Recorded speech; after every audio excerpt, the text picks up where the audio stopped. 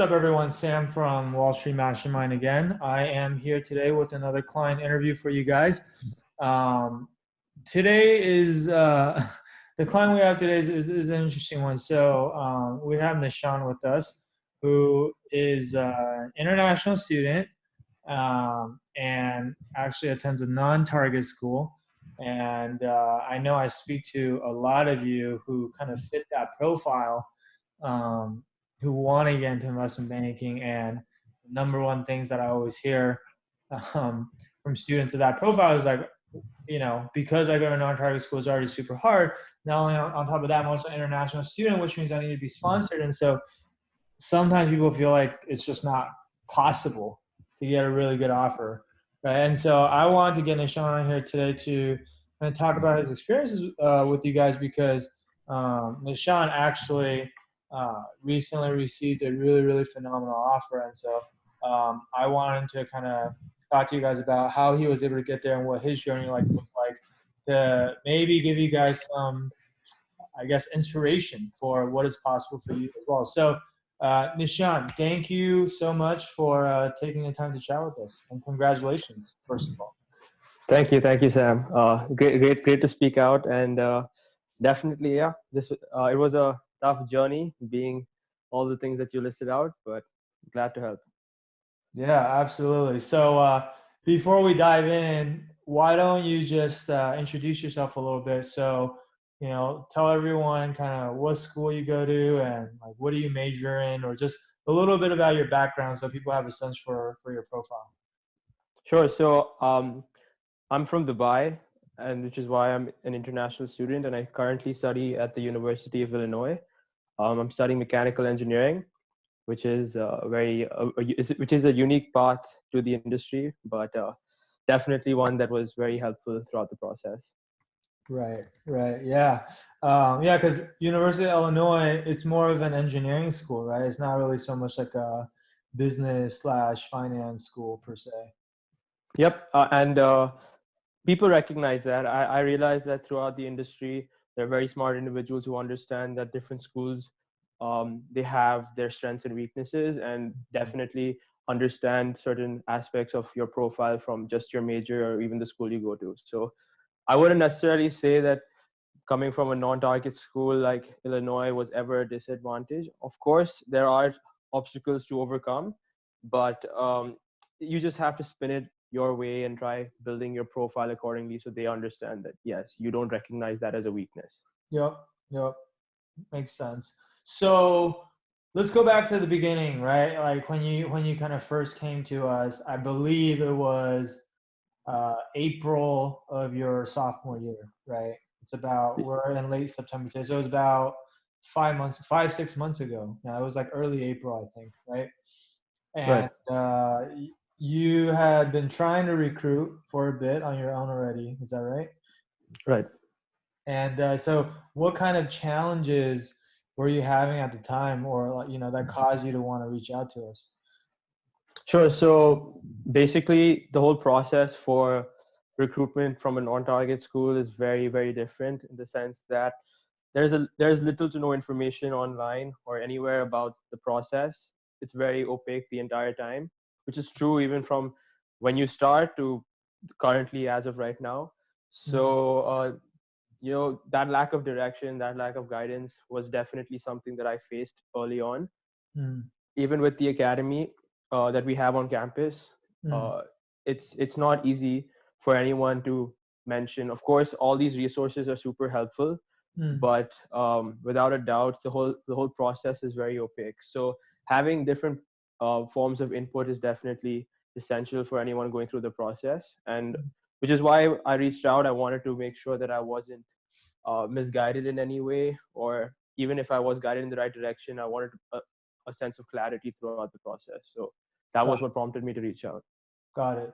And just so everybody's clear, when you refer to the academy, what you're referring to is your school has an investment banking academy on campus, right?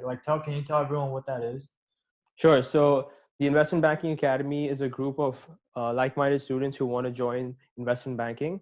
And it's a phenomenal program that the University of Illinois has, as well as I believe other schools in the Big Ten and across the country have similar programs, and they're built to sort of build a network with students who are from the same school, try to build an alumni network to help students get into the industry. Um, so the program here at Illinois is very extensive. They do a lot of boot camps through the technical process and the behavioral process of the investment banking recruitment cycle. But in addition to that, I wanted further clarity with the process, which is why I reached out to Sam. Mm-hmm, mm-hmm. And like, how many people are in this academy at any given time? So a class can range from 21 to 28 kids. Um, my class had 28 students, Mm-hmm, ranging from different backgrounds. So we had a couple of engineers, we had a couple of finance students. People who just want to get into investment banking have to go through a very rigorous recruitment process, mm-hmm, because, as you know, like, the industry is difficult, and it's better if we inform students that they aren't cut out for the job in particular ways. So for example, we have a technical component to the job. To the application process. We have a behavioral component. It's just how you present yourself, and if you're capable of joining the rigorous aspect of the recruitment process. mm-hmm, mm-hmm. And out of like, when you say your class had about 28 people, like, how many people actually applied? Like, how selective it is? I imagine a lot of people want in, but only a small percentage actually get accepted, right? Yeah, so that's true. So it's about 15 to 20% of all applicants get into the process. So Okay. it's fairly competitive. It's not as competitive as the recruitment process will be, but it sets you up in a nice way to show you that, yes, this is not an easy job. This is not something for the faint-hearted. This is something that you have to put a lot of time, a lot of investment and thought. So you'll have to really look out for yourself and make sure that you're doing the right thing. Mm-hmm, mm-hmm. And does the IB Academy have a pretty good track record of placing kids into investment banking, or like, what is their kind of success rate? So far the success rate is pretty good. Actually, it's above 92%. Mm-hmm, We pretty much place every student, but again, there are a range of factors that contribute to that. It's just that maybe these students were already going to get in the first place. These are like very high performing out there students who want to make sure that they get those internships. So it depends. I wouldn't necessarily say um, that it's the academy alone that does this. It's just a range of resources that contribute to that success rate. mm-hmm, mm-hmm. Got it. Okay, that's really helpful background. So, because a lot of times, I talk to students from other schools, just like you said, other schools have similar programs out there, or I think Indiana has what they call like the investment banking workshop, right? Or more and more schools are starting to have programs like this, and so a lot of times people don't really understand why they would even need more help beyond just joining something like this, right? So, like, what was your mentality when you already got into this really selective organization and they have a 90 or 92% acceptance rate? I'm guessing you're probably feeling pretty good about your chances already at the time, right? So, like, what made you want to, invest even more, time and money and energy and effort and whatever to be in my program to work with us? So the idea was that in the investment banking recruitment cycle isn't, like I said, transparent. Regardless of what academies you join in school or what groups you're a part of, there is no clear way or pathway into investment banking. I would say that many things prompted me wanting to find more resources, and definitely use your services for that matter, because I think that the connections that you have, even within your group, the network that you create with your clients, is just another way of meeting like-minded individuals who can help you through the process. It's Mm, also understanding, the behaviors or the technical aspects of the recruitment process does not necessarily have to come from one source alone. So just having that added input can definitely change the way you approach answers or questions. And so I just wanted to make sure that I was maximizing my chances, because you only get one shot at this. You don't get multiple opportunities. And so having all this information with me at the time in April this year, I just wanted to make sure that I wasn't losing out for something that was just out of reach, and I didn't make sure that I used my resources properly. So just to maximize my chances, I thought that using your services would be beneficial, and it worked out great for me. Right. So essentially, your point of view was that sure, the IB Academy has a great placement rate already, but if there's even more things I could do to stack the odds in my favor even more, why would I not do that? Essentially, like you can never have too much help or too good of a chance of getting into investment banking, essentially, especially when you only have one shot at getting it done. Absolutely. And it's crazy how difficult the recruitment cycle is. It's something like what 300 people get in, so even lower in some cases. So honestly, using your resources well and maximizing your chances is the ideal way to do it.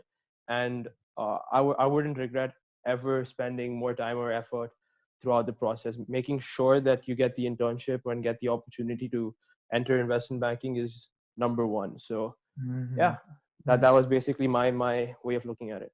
Yeah. And you talked about, you mentioned something really interesting just now, which is like the network that we have even just within Wall Street Mastermind with, other like-minded clients who are going through the process at the same time as you and things like that. And sometimes people wonder, or people probably think like, well, it's probably like this super competitive thing where you guys, like all of my clients are competing with each other, right? But I know like for you specifically, you had an experience where one of my other clients actually helped you out before your interview. Is that right? Yep, absolutely. And it was a phenomenal experience to be able to speak to someone who had just finished the process, because it preps your mind up with all the nervousness that goes into the interview process. Having someone go through it before you and then speak to that experience is very, very helpful. And Yeah. it doesn't have to be just for the interviews, it could be for ways in understanding certain concepts. If you relay that information across during office hours and someone brings it up, and somehow the way they understood it was the way that you get it as well, it helps you, and it helps being part of that network. Right. Right. Yeah. So this other client had done his super day like a couple days before you, and he was very generous and was willing to kind of walk you through what to expect from the super day. And then, would you say that helped you with your performance on the day of then? Absolutely, it gave me it did help. There were obviously, like, each interview is definitely different. They don't ever do the same interview twice just because they know people communicate. But Mhm. having that state of mind before entering the interviews, knowing in some sense how the format would be, was definitely super helpful. It puts you at ease, and that's basically the game, right? That's how you should approach all your interviews, Right. taking it easily, right? So Right. that was really helpful. Yeah, you walked in with more confidence and more certainty, which then would kind of trickle down into all other aspects of your performance, essentially. Absolutely, yeah. Got it. Okay. And then you mentioned the office hours. For those of you who are not clients yet, just so you have context, we have when you're in the program, we have a group office hours where basically, all of my clients get on a Zoom with me and get to ask me whatever questions they want, right? And so the beauty of that is not that, oh, you get to ask me questions, because you could pretty much ask me questions anytime you want already, right? Like outside of office hours, like Nishant, anytime you had a question, you just message me, right? So you don't have to wait for office hours for that. But the beauty of office hours was actually that you get to hear other people ask questions, and sometimes other people ask questions that you didn't really think of, but once you hear other people ask it, you're like, oh yeah, I have that same question, and then you learn, so you kind of learn from each other as well through that process, right? Exactly. And when people are doing the recruitment process and they get asked these questions in interviews, it's super helpful to know what's being asked, because things change. Every recruitment cycle, I've heard a variety of different questions being asked, and Yeah. they're getting harder and harder each year. So it really helps to know what banks are asking. Yep, yep. So then let again. So then back in sophomore year when you first came to us, you were in the IB Academy. You've been recruiting for a while. I think at the time, if we kind of level set for people where you were at, you had some experiences on your resume, but not a whole lot of finance experience, right? Yep. So I did not have pretty much any finance experience at the time. Being a mechanical engineer, I'd focused my interests earlier during my freshman year in obtaining a mechanical engineering internship. Mm, And I've never honestly spoken to that experience during my recruitment process because investment bankers aren't very interested in knowing what you did outside right. professionally. They are very, very interested in what you do in finance as well as how your other interests relate to your personality. Mm. So in terms of my work experience outside investment banking or in finance, there wasn't much to speak to, and therefore building a profile accordingly would have been a little difficult without that. So that was definitely a challenge that you have to overcome. And then I think at the time too, on top of that, you were also trying to network pretty heavily because you knew that as an international student, it was going to be a lot harder for you, right? So how was your networking going at the time prior to joining the program? That is. Prior to the program, I had invested a lot of time and did not see results during that space of time. It was very difficult to juggle both schoolwork and making that network, reaching out to people and speaking to them over the phone. Mm, One thing as being part of a non-target school is that we're not situated in the easiest of locations, so meeting people in person was difficult. So even hopping on the phone and talking to people, I did not receive that much success. My rate of success through cold emailing was somewhere between 3 or 4%, mm. which was very low at the time.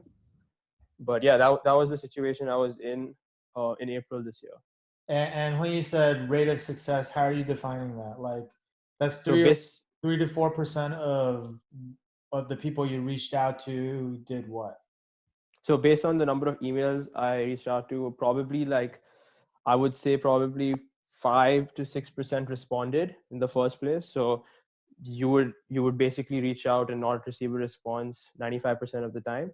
And Wow. for and within the people who responded, there is still a small percentage who will agree to a phone call. So even then, your chance is lower. So I would say like the 3 to 4% was basically the number of people I ended up speaking to based on the number of cold emails I had sent out. So 3 to 4% is the number of people that you actually got to speak to. Yep. Okay. And how many people did you actually reach out to like what is the denominator for this 3 to 4%? It's pretty significant Uh, sample size, right? yeah, it was somewhere around 200 to 250 people at the time. Wow. Uh, so I had probably made around, I don't know, 15 to 16 calls at the time. Wow. And by at that point, processes had already started. People were already receiving super days. So, it's unnerving to be in that position where you're not receiving, the feedback that you should from the investment banking industry. So And out of like the 15 people that you talked to, did any of those kind of lead to anything, or I don't know, turn into referrals for interviews, or did anyone and actually like really go out of their way to help you? nope. So I would say that the 15, I would say that starting out in the process, it was early for banks in New York at least, but just generally in the process, I didn't receive too much interest. It was difficult that way as well, but in terms of referrals for super days, it didn't really lead to much. Hmm. They were, however, I would like to say that having those calls help. It helps regardless. Sometimes these calls don't necessarily lead to anything, Hmm. but speaking to investment bankers was the number one priority for me Hmm. because it gives you an idea of what's in their mind, how Hmm. they think, and like how you're supposed to speak to them. So Hmm. my first 20 calls would have been essentially practice for the next 80 that I will have over the summer. Hmm. So that was the way I approached it, and I would definitely say that you have to speak to as many people as you can. Right, right. But I'm sure at the time, and now in hindsight, you have you're able to have that type of mentality. At the time, though, when you had reached out to 200 or 250 people and, gotten whatever 6% replies and basically effectively 0% referrals, I'm sure it was super frustrating for you then. Yep, that's exactly. It comes back to the point where this entire process is opaque. You have what works for one person does not necessarily or does not in fact work for the other. So what happens is when you see people around you, succeed doing the same things you're doing and not finding any of those same effects, Mm, you can get super frustrated with the process and you start getting demotivated. And the thing is that it takes a lot of courage to continue on with the process and believe that reaching out to these people is a good thing, right, especially when like no one gives you that information and it's impossible to say whether that is the most effective way. right, right. Okay, okay. And so that was networking, definitely a struggle. And then what about like on the interviewing side? Like, how were you with the interviews back when we first started? Like both in terms of the behaviorals and the technicals. Right. So I think what I remember that technically I was actually very weak. I had the thing is being a mechanical engineer also affected that aspect of my application process because I had not known these concepts going in. Mm, But I would. It's safe to say that after doing all of my research and having read everything up, I can safely say that many people were in that same situation. It doesn't matter what your major is in. Uh, Many people starting off the process don't have a very clear idea of these financial concepts, and no doubt these are difficult concepts to grasp. So it was I was in a position where I didn't really understand those concepts fluently. Behaviorally, what my responses were also on the weaker side, just because one thing I noticed with the entire with behavioral answers was that there is no right or wrong answer, right? And this is what you had told me at the time. And I mm, realized that throughout the process that yes, that's true. That's absolutely true. There is no right or wrong answer to a behavioral question. So how do you make that judgment whether your behavioral answer is good or not? mm, And it does need someone who's been in the industry, someone who has understood how bankers think so that you can model your answers accordingly to maximize your chances. Again, you know there is no right or wrong process, so the only way to do it is to make sure you're maximizing your chances. And that was one thing that at the time I was pretty weak in. So mm. after, in hindsight, looking back, that was the position I was in April. Got it. No, that's interesting because yeah, on the behavioral side, you're absolutely right. There's definitely no right or wrong answer.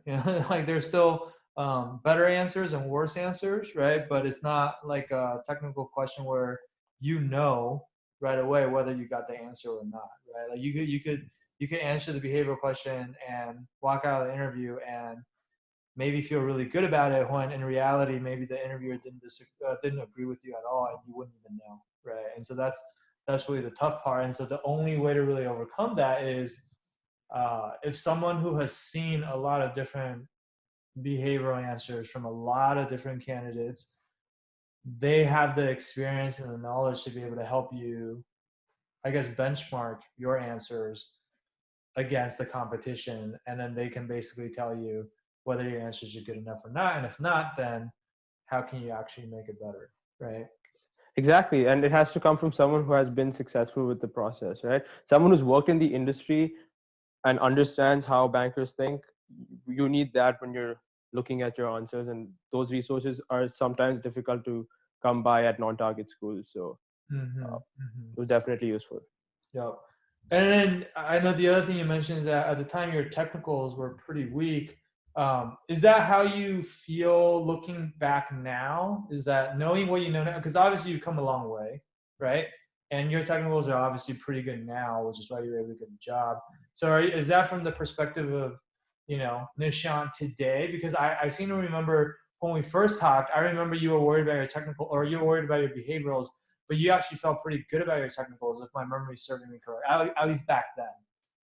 Oh yeah, yeah. So I had this false idea that I understood concepts, and that's because around the industry, if people are interested in investment banking, they often use what we call guides, where they look at um, documents that detail all these theoretical concepts. The interview, So basically. Yep, interview guides, exactly. And I had basically read them up and tried, memorizing as much as I can about those financial concepts. And Hmm. then I remember during that conversation, you had asked me a very simple accounting question, and I was not able to, deliver that answer fluently. So I think that coming this long way and understanding now what I know, at the time, I had a very false idea of what I knew Mm. about the technical questions and the technical side of the investment banking recruitment process. Yeah. And so that was very dangerous for me at the time. It opened, honestly, that conversation actually opened my mind in that sense, because if I had continued down that path and made sure that I wasn't focusing on my technicals as much as I thought I had, I would have been in a very bad position. And so, yeah, just talking to someone who has been part of the process like you and going through it with you, I really understood that it's not just just having that knowledge and keeping it aside, but it's also trying to figure out how to deliver it and answer questions the way a banker would. So Got that it. was definitely that was definitely useful.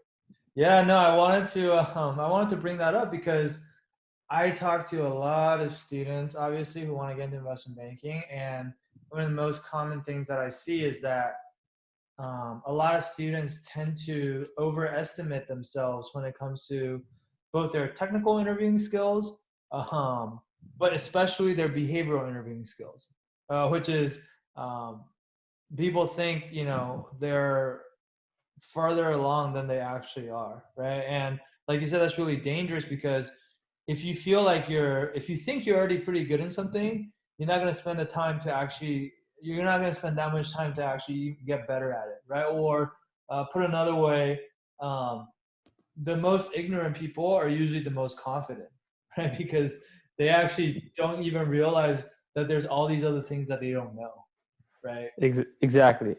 And just having that idea that me being an engineer, working with these mathematical concepts all the time, I would have a one up in the process, was the most dangerous thing I did. And I wouldn't recommend anyone, regardless of major or like previous experience, to ever go into the process thinking that they know uh, pretty much more than they should. Honestly, I think that entering people who enter the process not knowing anything end up doing the best throughout the recruitment process. Yep. Yep. Okay. So basically, to summarize, prior to Wall Street Mastermind, you were using these interview guides. Which guides were you using, by the way? Is like Breaking into Wall Street, I'm guessing. Yeah, yeah. Breaking into Wall Street, I think.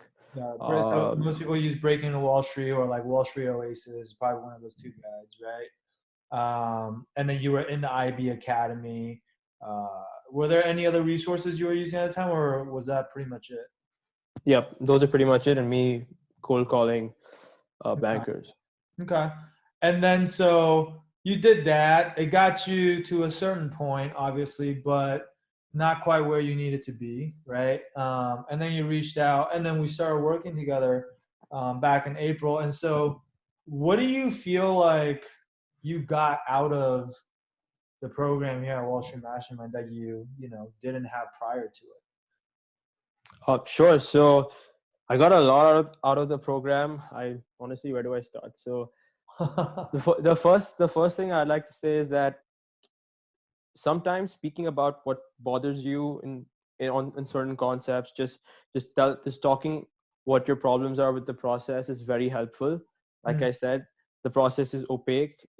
It has very little clarity about where you're moving and what direction you're heading. So just having someone who has been on the other side, who's been successful with the process, sort of tell you that this is normal and natural, and then also give you some sort of progress bar in terms of like when you compared me with your other clients and how they were progressing, and then you have that sort of idea of the recruitment process and the timeline and everything.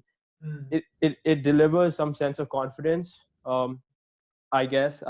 I wouldn't want to sugarcoat it in any way, but it is a difficult process. It's definitely not something that is for the faint-hearted. And people who want to participate in this industry have to realize that it's a competitive process throughout, right. and you only see results until the very last day when you get your offer. So it's not something that I can say that was easy in any way.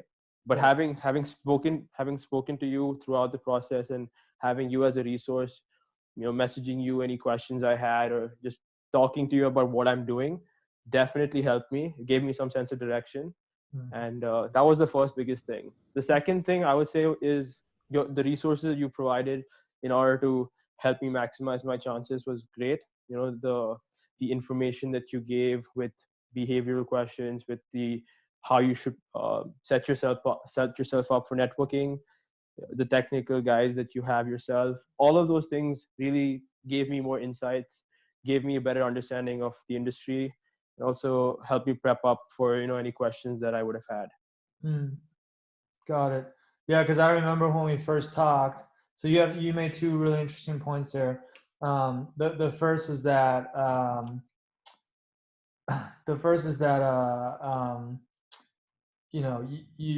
the resources that we gave you um, kind of walked you through all the things you needed to do. Whereas I think when the first time we talked, like before you joined the program and you were deciding whether you wanted to do this, I think one of the comments you made was that, and I think this is a really great analogy that other people probably feel the same way. So I'm going to share. But you said you felt like you were trying to move around without a GPS, right? Like there's nobody there to really guide you. Like you mentioned a couple of times that the process is really opaque, and so you're trying to navigate this maze, but it's almost like you got blindfolds on and you don't know.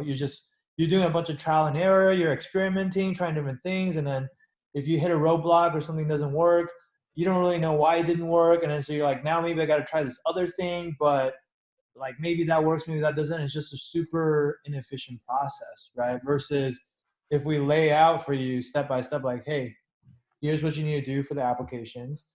Now here's what you do for networking. Here's all the steps in the funnel and how you optimize each step. And then like, here's what you do for the behaviorals. Here's what you do for the technicals. And then all you basically have to do is still do the hard work to execute on all those things, but at least you have kind of a map that you can follow, or like a roadmap that you can follow, and you just have to go through the process step by step and then ask for help when you need it, right? And that makes it a much smoother and easier and more efficient process, right? Um, Yep. so that was one thing, right? I think that's what you're saying, but correct me if I'm wrong. Um, and then the other thing was that you mentioned that oh god, I have a horrible memory. The first thing that you said that Wall Street Mastermind really helped you was just like, hey, being able to talk to someone who has gone through the process before and is able to basically really help you figure out whether you're on track or not, or whether you're going the right direction, right? So that you don't feel like you're uncertain or lost in terms of, hey, am I doing the right things, or am I actually on track to hit my goals?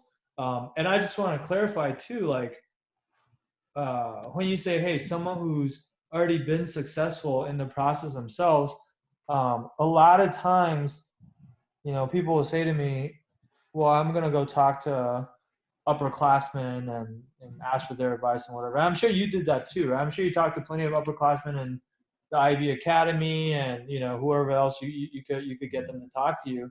But the difference is, I think, and let me know if you agree with this, but like when you talk to an upperclassman, they're giving you their opinion, or they're helping you assess your situation just based on their own personal experience, right? Which is one person's experience. It's like, well, this is what worked for me, or this is what I did, or this is how I answered this question. And then they're trying to help you out based on that limited knowledge and experience. And to your point earlier, like, since every candidate is different, what worked for them may or may not work for you, right? Versus if you get the same kind of feedback from Wall Street Mastermind, where I'm not just basing my advice to you on my own personal experience. That's like a sample size of one, right? I'm basing my advice to you on all the other clients that I've ever worked with, and also on all the candidates that I've seen from back in my days in banking when I was on the on-campus recruiting team. And so it's a much larger sample size, and that gives me a more accurate and uh, precise assessment of where you really are or where how you stack up against the competition, right? And so like in my mind, that's the biggest difference, which I feel like a lot of times people don't realize that that's actually a really big difference. Exactly. Completely agree with everything you said. Just when you speak to someone from an upperclassman, or when you even speak to an individual who went through the process, you're only listening to one person's mindset, and how they navigated the process. I can safely say, having done it, they're never the same. Everyone has a unique experience with it, and so just listening to one person does not help. But having spoken to you with all the information you have from your own experiences, as well as all your clients and all the people that you've spoken to along your process, it you have someone who has the mindset of 100 or 200 people, and having to reflect off that with your own experiences was great. It offers you so much more direction. Again, coming back to the point where you're navigating this entire process without a GPS or a roadmap. So having that structure definitely adds to the confidence that you gain through the process. That was definitely one thing I saw. Mm-hmm. But it's not enough. That's the bare minimum requirement of the investment banking recruitment cycle. Being on top of your behavioral responses and technical responses is the bare minimum. But understanding networking with people is absolutely essential, and speaking to as many people as possible is one of the reasons why I could get this opportunity. And that was only possible because of the tips you gave me, and the advice you gave me along the way. Plus, you were able to give me information about so many people who had also been successful in my way, or like in their own way. So all of those resources definitely helped me with the process. Yeah. And you mentioned something earlier when you were talking about networking, because before Wall Street Mastermind, you had reached out to maybe 200, 250 people, and then maybe you spoke to like 15 of them or 20 of them or whatever. And I think you said earlier after that, you spoke to maybe 80 more people. Is that what you said? Yep. So overall, I probably sent out 1,500, maybe 1,600 emails, and Wow. spoke to 100 people, which, if you think about it, is still a very small percentage of your total size. But definitely saw a much greater ease in balancing my time, with my schoolwork, as well as when I did my internship this past summer. I would not have enough time to network as well, but with all the advice and all the tips that you'd given me, I was able to manage that time pretty well.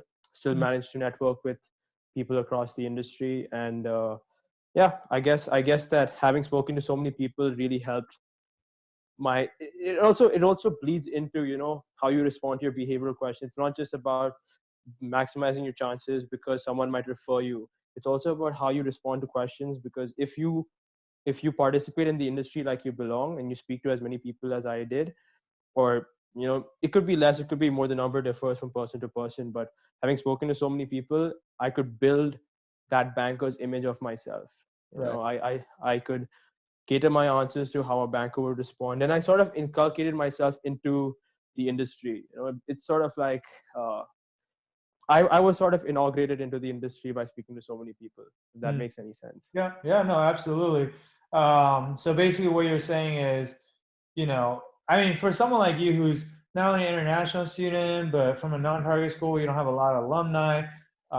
Naturally, you're going to have to reach out to probably more people than maybe someone who wasn't an international student, maybe went to a target school and had all these like, first and second degree connections that they could reach out to, right? But the one thing that would really help you with is sounds like you were able to more than quadruple the amount of people you talk to without necessarily quadrupling the amount of time and effort it took you to do that, because we gave you the tools and systems and processes to use to make that whole process, like streamline that whole process and just make it more efficient and help you convert better. Is that kind of what you're saying?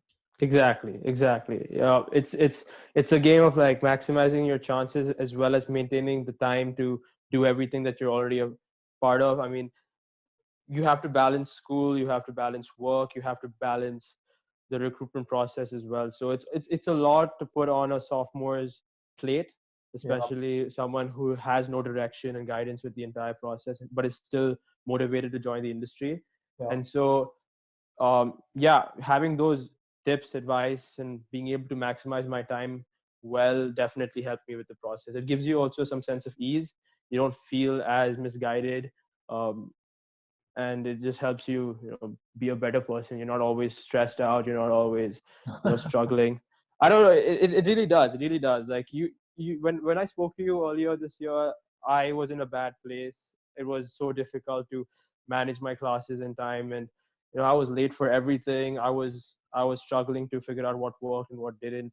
Hmm. And yeah, it really changes the way you look at the recruitment process. You look at it like you're motivated. You look at it like you're getting somewhere. It changes things. You, while speaking to people as well, you speak with a better sense of confidence. You speak with you know it, the whole thing, your whole response to the recruitment cycle changes. Right. When you have a roadmap that you're following and you have a plan and you know what you're supposed to be doing and you have certainty that you're, on the right track, it's a totally different feeling and mentality versus if you had no idea whether what you're doing is even working or whether you're even going the right direction. Right. It's just that Exactly. that's kind of like demoralizing. Right. Um, Exactly. I totally get what you're saying. So that all makes sense. On the interview side, obviously you've come a long ways on both the behaviorals and the technicals. Like, what do you think was the biggest difference? Like, what's the difference between just reading an interview guide, which they tell you how to answer behavioral and technical questions too, right? Like, but what's the difference between doing that versus like whatever you did with us? The responses that you guys gave me were tailor made to my experiences. Mm, I am definitely my own personality, and no guide can recognize that. I mm, mean, you're not speaking to a person, so that's definitely something that's off. But just speaking to you and relaying my experiences and then trying to format that in a way and package that in a way that bankers would appreciate was definitely super helpful, especially with the behaviorals. On the technical side, if you have any questions, you can't ask a guy for those particular responses. But having spoken to you, right? I mean, it's not a person, and it changes the way you approach the entire process because you need that response. At the end of the day, you're not writing an entrance exam, or you're not like writing a test out. You're speaking to another individual, and that matters a lot more than what's written on a piece of paper. So that was the biggest difference, having that reception from that response from you, tailoring my particular experiences into the formats that you'd given, and then just working with you to make sure that those answers are fluent, they're very neat and clean when I present, yeah. and just going through like mock interviews with you and things like that. That whole those all those aspects definitely helped me with the process. Yeah, I think what I'm hearing from you is a couple of things. One is the customization, right? Meaning, unlike a guy, this is completely tailored for your story and your situation, right? So that's the first thing, versus just reading the same answers that tens of thousands or hundreds of thousands of other candidates are all reading as well, right? And so you don't really stand out. Um, the second thing I heard was that um, it's the feedback loop that you have. Like when you're reading just a guide, there's no feedback loop. You're reading something and then you're trying to almost like teach yourself this thing that you're not really an expert at, versus when you're working with us, you do something and we actually give you feedback on it. And so there's this and we do as many iterations as we need to, so that you're continuously making improvements on your answers until we feel like they're in a good place, basically. And then if you have like questions along the way, you can't ask a guide, but you can actually ask us, and we'll just clear it up for you. And then you can continue to make forward progress, as opposed to maybe being stuck, or even worse than being stuck. Like you don't even know that you didn't understand it, you just move on, right? Exactly. Yep. That was the most dangerous thing earlier for me as well, right? Like I said earlier, Right. having that false sense of knowing or thinking that I knew was detrimental to my own success. And having you, giving me that feedback and then making me improve was essentially. Yeah, and then that's always the case for all novices, and not just finance, but in any skill you're trying to learn. Is for novices, like you don't know what you don't know, right? And so you need someone to kind of like point those things out for you before you can improve on it. So that makes a ton of sense. So let's kill the suspense. I mean, let's tell people what was the ultimate outcome for you. Like, where are you going? So next summer, I will be working for Bank of America in the New York office. Yep. And that's I mean, obviously, first of all, Bank of America is a great bank, right? Bulge bracket bank. But I think the other thing that's really amazing is, um, you go to University of Illinois, and yeah, you're in the IB Academy. But most of the kids, my understanding from when I talked to you before, is most of the kids in the IB Academy work in Chicago, right? Right, right. So not actually like not a lot of kids from Illinois actually place in New York because probably because most of your alumni are actually in Chicago. Is that right? Yep, exactly. It's our network is very strong in Chicago, and we're trying to build the network in New York. So Yeah. definitely coming from a non-target, being so far away from New York, and those those sort of related reasons to why I can't network as well in New York were sort of impediments that I had to overcome. Yeah. But but yeah, the opportunity is a great one. I think that it's very interesting to see what I do next year. Yeah. So you're gonna be that guy in the future that all future Illinois IB Academy kids hit up because they want to go to New York, and they're like, "Oh, Nishant's working in New York," and everyone's gonna be hitting you up, right? Because they don't have that many other people they can reach out to. Exactly, and it's all those networks that I'm a part of that help, that I will be willing to help, because people like me and people like you and people like who go through your program understand how difficult it can be, and so we're interested, like-minded individuals, who coming in the next few years when they want to gain that guidance and information. We're always willing to give back, Yeah. and just having us as part of that network is definitely important. I know how important that network was to me, and I definitely wish to give it back. Yep, yep, that's awesome. And I know I remember like speaking to your parents, before you guys joined the program, because a lot of times I talk to my clients or my prospective clients' parents as well before you guys invest in the program. And I remember my conversation. I don't remember all my conversations with parents, but I remember my conversation with your parents very vividly because um, obviously, like your parents are very successful business people themselves, but I just remember they have so much belief and faith in you, right? Like in the way they talk about it, like, Nishan is super passionate about getting into investment banking, and what's important to them is that you're happy at what you're doing, and they wanted to support you with that, and they thought that hey, you're going to be successful because you're passionate, you're capable. But how did they feel and how did they react when you told them the news? They were super happy. The biggest thing was they were super relieved. So I would say that throughout the entire process, they saw how this stressed me out. They saw how I Yeah. reacted to the recruitment cycle, and definitely it takes a toll on the individual. It's not something that's easy. It's meant to be difficult because it weeds out people who aren't able to cope up with that level of rigor. Yeah. But they were super relieved for me to get that opportunity to complete it on such a high note.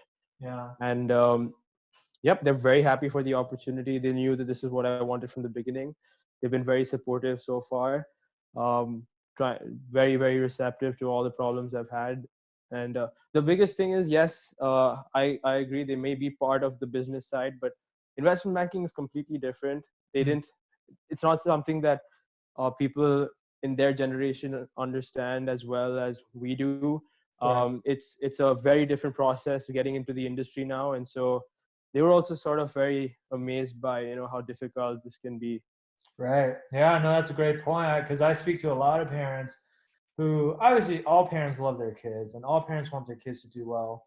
But a lot of parents, because they don't have the proper context for one, what investment banking even is, or two, even if they've heard of investment banking, they have no idea how the recruiting process works or what are all the things you need to be good at to be successful. And they just don't understand, like, oh, the top tier banks only accept 1% or less of the people, for example. So they don't have the proper context for how competitive and how challenging it actually is, or what their kids are trying to do. And so sometimes I speak to the kid, and they're dying to, get my help in this program, but the parents just don't understand it. And they're like, I don't, like, you should be able to do this on your own, right? Which to me, it always hurts.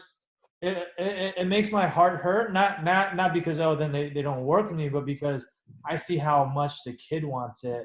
But it's just because the parent, like, we couldn't do a good enough job of helping the parents understand their pain, that they then don't get their kids the help that they really needed, right? And so I think it was super awesome that your parents are so supportive and just, wanting to help you in any way they can. And I'm glad that obviously everything worked out, and you have a great offer now, and I'm sure your family's super happy about it. So that's awesome. Um, Last question for you, and then I'm gonna let you go because I don't want to keep you any longer. But do you have any last minute advice for people who are listening to this interview, just about, the recruiting process in general, or something you wish you knew back then that you know now, or, anything you want to tell people?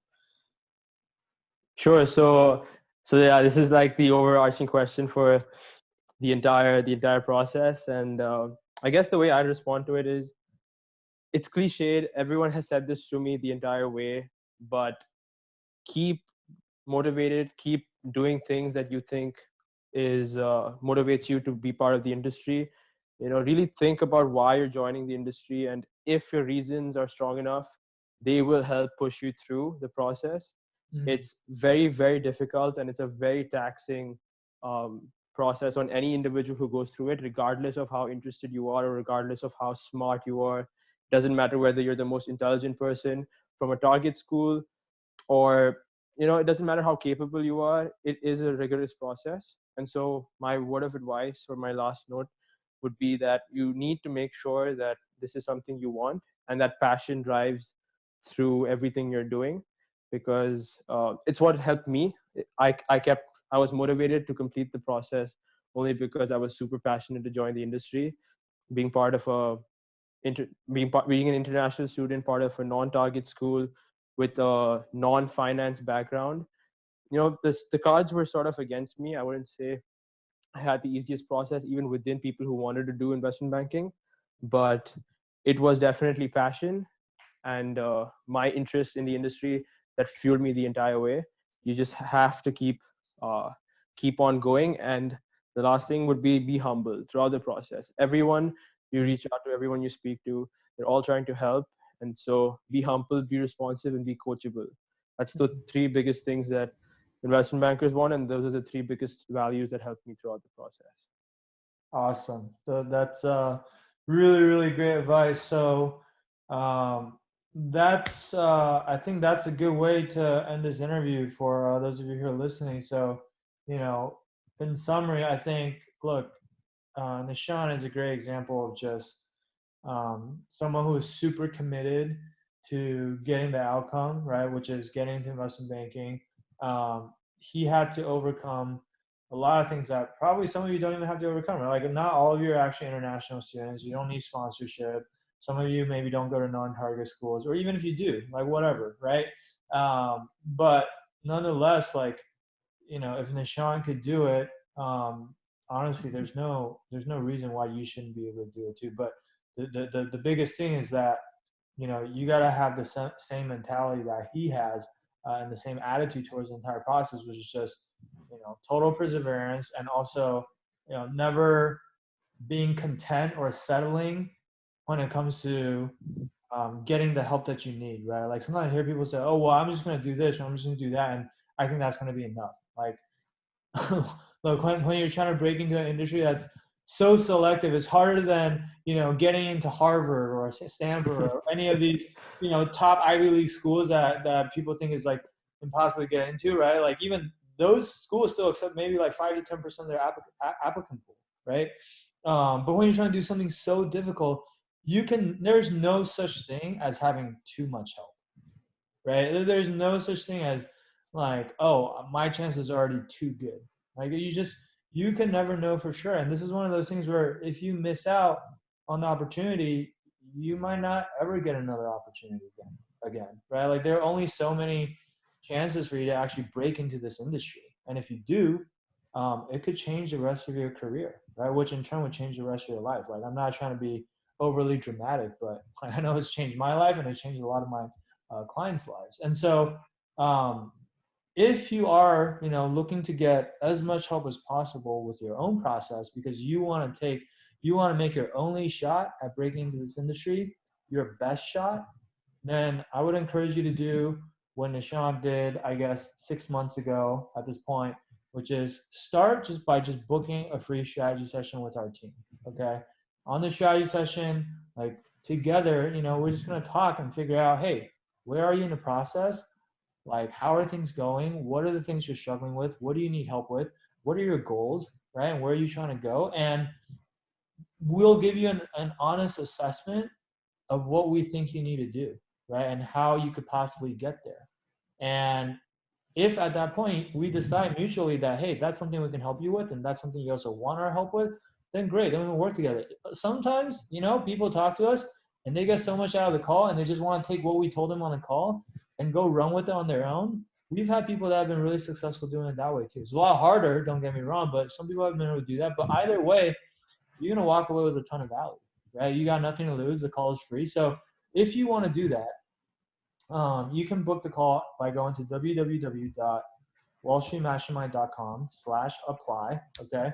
The street in the Wall Street Mastermind is abbreviated to ST. So it's mastermind.com/apply. And you'll be able to pick a time on the calendar that works for you. And then you'll speak with someone from our team. And then we'll do our best to help you out. Okay. So with that said, Nishant, thank you so much for taking the time today to talk to everyone and share your experiences. I think you're going to be a great inspiration for a lot of other students out there who are maybe in a similar situation as you, and maybe right now they're not feeling so great about it. And most likely you just gave them some hope. So thank you for doing that. And congratulations again on all the success. It's been really fun and awesome working with you and just seeing the growth and the development on your end. And I look forward to obviously staying in touch and seeing, all the success that you have going forward as well. Thanks, Sam. Thank you so much for that. Yeah, man. All right, guys, that'll be it today for today. And, as always, we'll be back with more of these in the near future. Okay, so thanks for tuning in. Bye.